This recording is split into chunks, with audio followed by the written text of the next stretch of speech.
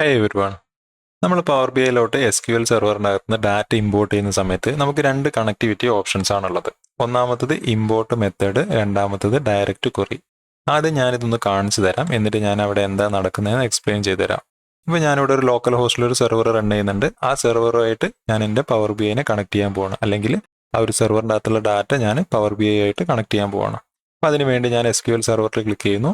Local host ആയതുകൊണ്ട് തന്നെ സെർവറിൻ്റെ name ഞാൻ ലോക്കൽ ഹോസ്റ്റ് എന്ന് ടൈപ്പ് ചെയ്തു.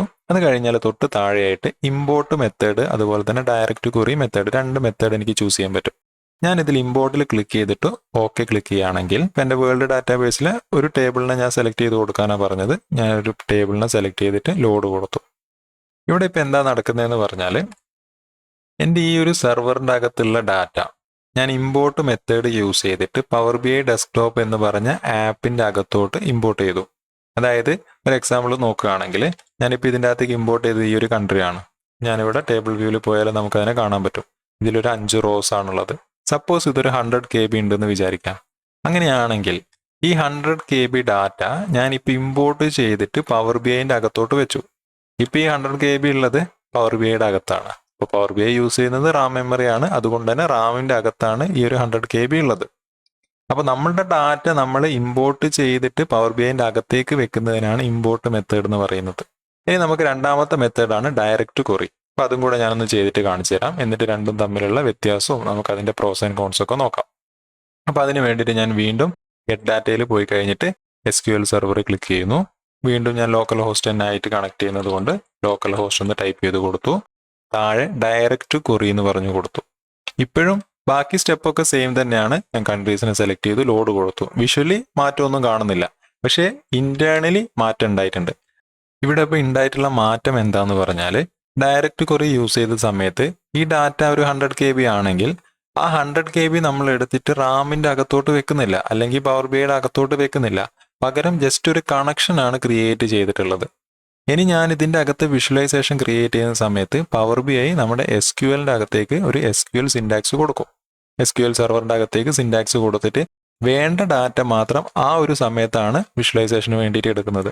അപ്പോൾ ഒരിക്കലും ഡാറ്റ ലോക്കലി നമ്മുടെ സിസ്റ്റത്തിൻ്റെ അകത്തേക്ക് വന്ന് സ്റ്റോർ ആവുന്നില്ല. ഇമ്പോർട്ട് കൊടുക്കുന്ന സമയത്ത് ലോക്കലി നമ്മൾ റാമിലോട്ട് എടുത്തു വെക്കും.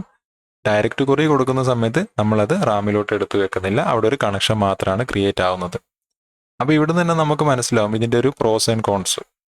നമ്മുടെ ഡാറ്റ വളരെ ചെറുതാണെങ്കിൽ നമുക്ക് ഇമ്പോർട്ട് മെത്തേഡ് യൂസ് ചെയ്യാം. ഡാറ്റ ഒരുപാട് വലുതാണെങ്കിൽ നമുക്ക് ഡയറക്റ്റ് ക്വറി മെത്തേഡ് യൂസ് ചെയ്യാം. നമ്മൾ ഈ ഒരു ഡാറ്റേനെ റാമിലോട്ട് എടുത്ത് വെക്കുന്നത് കൊണ്ട് ഇമ്പോർട്ട് മെത്തേഡ് യൂസ് ചെയ്യുന്ന സമയത്ത് വിഷ്വലൈസേഷനൊക്കെ ഫാസ്റ്റ് ആയിട്ട് ക്രിയേറ്റ് ആവും.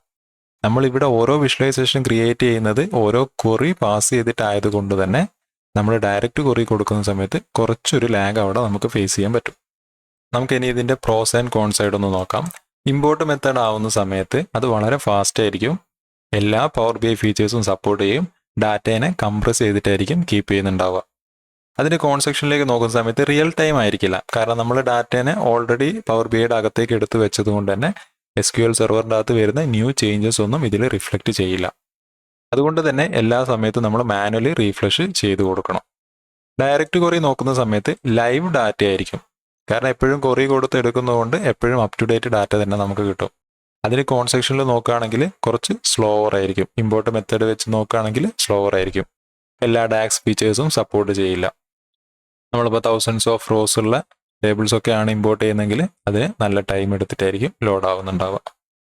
അപ്പോൾ ഇനി നിങ്ങൾ എസ് ക്യു എൽ സെർവറായിട്ട് കണക്ട് ചെയ്യുന്ന സമയത്ത് ഏത് മെത്തേഡ് യൂസ് ചെയ്യുമെന്ന് നിങ്ങൾക്ക് മനസ്സിലായിട്ടുണ്ടാവുമെന്ന് വിചാരിക്കുന്നു. വീഡിയോ യൂസ്ഫുൾ ആണെങ്കിൽ ജസ്റ്റ് ഒന്ന് സബ്സ്ക്രൈബ് ചെയ്ത് വെച്ചേക്കുക. ഇതുപോലത്തെ വീഡിയോസ് ഇനിയും വരുന്നതായിരിക്കും.